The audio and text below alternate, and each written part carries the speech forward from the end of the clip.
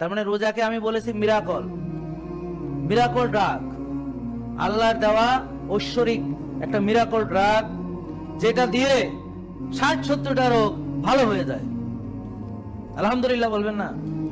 60-70টা রোগ ভালো হয়ে যায়, একদম ভালো হয়ে যায়, কিউর হয়ে যায়, যদি সে নিয়মিত রাখে। কোনোদিন হবে না। তবে ওই যে বললাম ইফতারিতে সে এতগুলা ওই সবগুলো হবে না।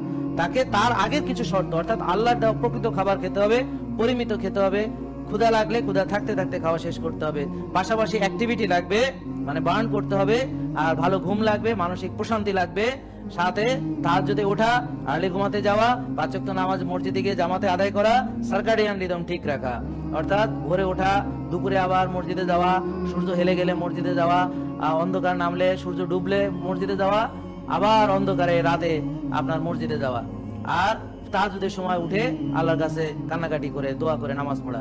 এতে তার সার্কাডিয়ান রিদম ঠিক হবে, এতে আল্লাহ খুশি হবেন, আর শয়তান খুব অখুশি হবে। আর আপনি এভাবে চলে কোনোদিন আর রুগী হতে পারবেন না।